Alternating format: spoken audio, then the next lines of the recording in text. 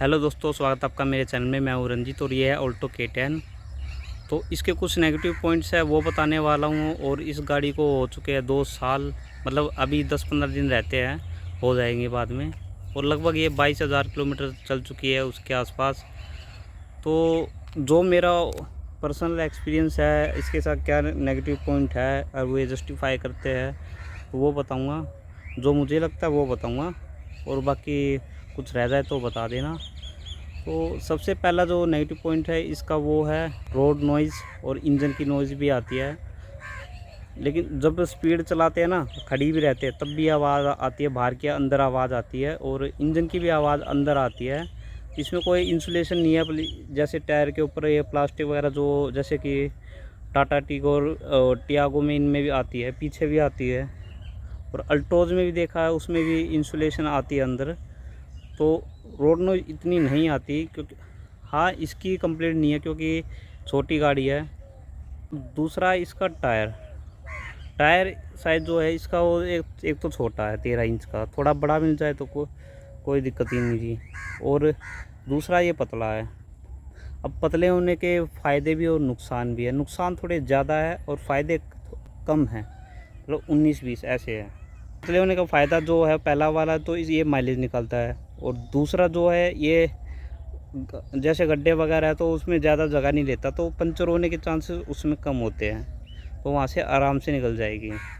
और जो नुकसान है इसके, नुकसान ये है कि भाई ये इसकी जैसे ब्रेकिंग है, मिट्टी में जाते हैं, जैसे कोई मिट्टी वगैरह आती है इस टाइप की, तो उसमें ब्रेकिंग करते ये फिसलते हैं। और दूसरी दिक्कत ये है टायर की कि ये इसमें जैसे ब्रेकिंग में तो दिक्कत आती है, वैसे ब्रेकिंग से कोई शिकायत नहीं है मुझे, ब्रेकिंग ओके है। लेकिन दूसरी दिक्कत ये है कि वो हैंडलिंग होती है ना, हैंडलिंग गाड़ी की, तो उस वैसे भी ओके है, ज़्यादा कोई दिक्कत नहीं है जिस प्राइस में आती है, जिस सेगमेंट में है, हैंडलिंग ओके है। लेकिन अगर इसके टायर थोड़े चौड़े होते ना, तब भी कोई दिक्कत नहीं होती, ये चिपक के चलती है और हैंडलिंग भी बढ़िया रहती है। हाँ, माइलेज में दिक्कत आ सकती है इसमें थोड़ी, तो वो इसका इशू है। अगला नेगेटिव पॉइंट है वो इसका बम्पर। देखो, सबका चलाने का ढंग अलग होता है। अब इसकी जो बम्पर की क्वालिटी है वो भी ज़्यादा अच्छी नहीं है, तो वो दिखाता हूँ मैं आपको।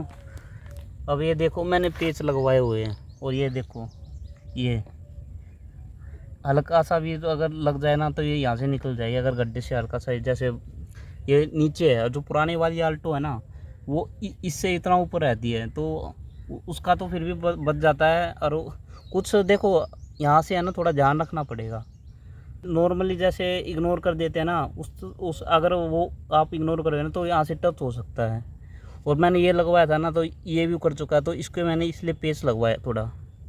और ये कमज़ोर है, इसका तो मैं क्या ही कर सकता हूँ, ये तो कंपनी वाले जाने। और इसका नेगेटिव पॉइंट मैं इसलिए ले रहा हूँ क्योंकि ये अब थोड़ा नीचे है, और ये जब भी गाड़ी चलाएंगे ये अब इतना ही रहेगा। अगर ये थोड़ा ऊपर रहता तो कोई दिक्कत नहीं थी। तो नेगेटिव पॉइंट है वो इसका है स्पेस। देखो, कंफर्ट तो ठीक है, कोई दिक्कत नहीं है। अब एड्रेस्ट इसमें फ़िक्स आते हैं, तो वो भी कोई दिक्कत नहीं है। जिस सेगमेंट की ये गाड़ी है उससे तो कोई दिक्कत नहीं है। लेकिन जो स्पेस है वो भी ओके है, 4 जनों के लिए है, क्योंकि 4 जनों के लिए गाड़ी बिल्कुल बेस्ट है।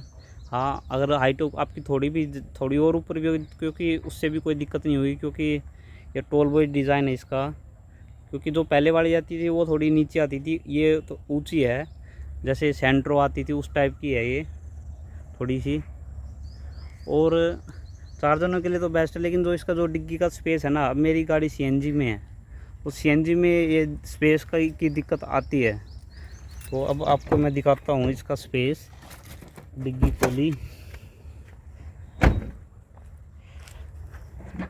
और ये भाई इसका स्पेस, कुछ भी स्पेस नहीं है। ये बस कट्टे लगे हैं, पार्सल ट्रे मैंने अलग से ली थी।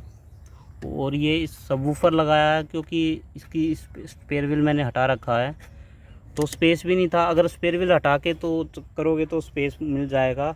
और सबवूफर मैंने इसलिए लगाया क्योंकि मेरी चॉइस है, और स्पेस बन सकता है अगर इसको हटा दो तो। हाँ, अगर लॉन्ग टूर पे जाना तो वो स्पेयर व्हील आपको रखना पड़ेगा, आपको दिक्कत हो सकती है।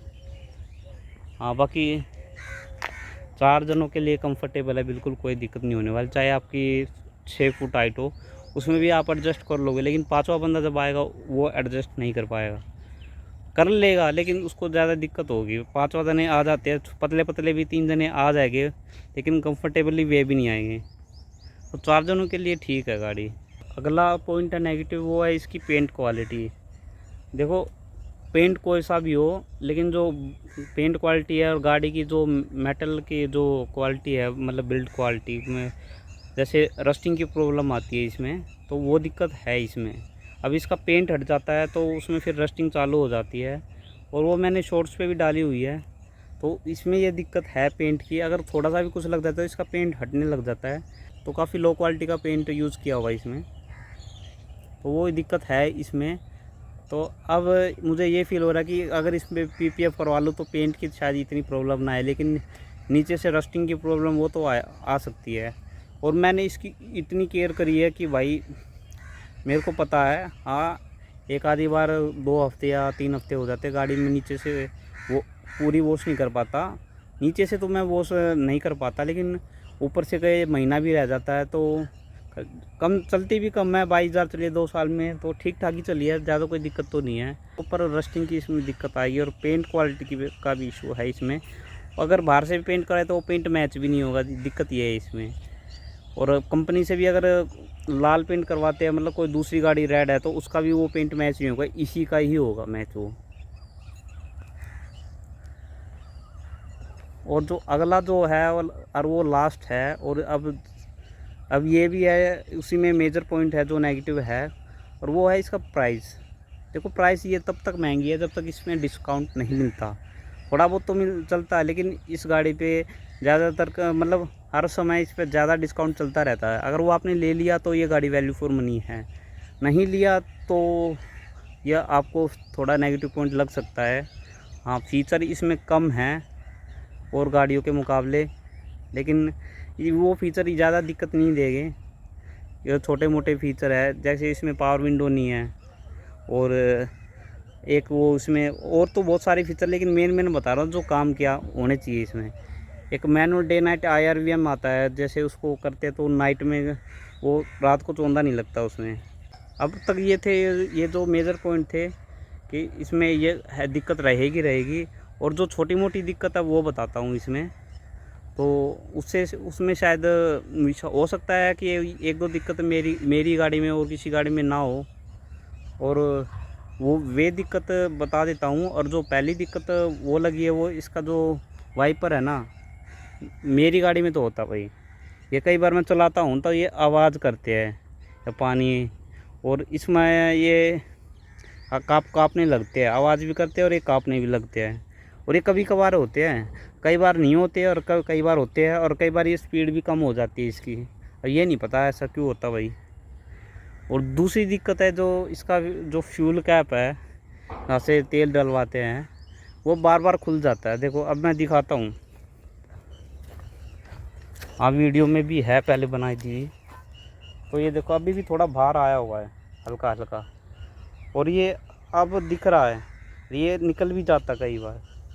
तो मैंने बंद भी किया, और इसकी क्वालिटी वो भी लो है, कमज़ोर है, ज़्यादा वो अच्छी नहीं है इसकी। वो तीसरी दिक्कत है, ज़्यादा कोई दिक्कत नहीं है, क्योंकि छोटी मोटी है, वो है इसका जो एसी में कोई दिक्कत नहीं है, एसी 1 नंबर का चलता है बिल्कुल। और जो दिक्कत है वो एसी की वो है कि अगर पेट्रोल में भी चल रही है ना ये, अगर इसको सेकंड गियर में उठाते हैं, इंजन छोटा तो इसे थोड़ा लोड पड़ता है, तो ये हल्का सा ट्रिप मारता है, और कोई दिक्कत नहीं है इसी में। हाँ, पीछे थोड़ा बहुत हो जाता कभी कभी, हवा अगर ठीक से सेटिंग ना करे आगे से ब्लोवर की, तो पीछे हवा ना भी आए तो थोड़ा बहुत लगता है कि गर्मी लग रही है, लेकिन इतनी ज़्यादा कोई दिक्कत नहीं आएगी अगर ठीक से एसी इनका ब्लोवर का यूज़ करे तो।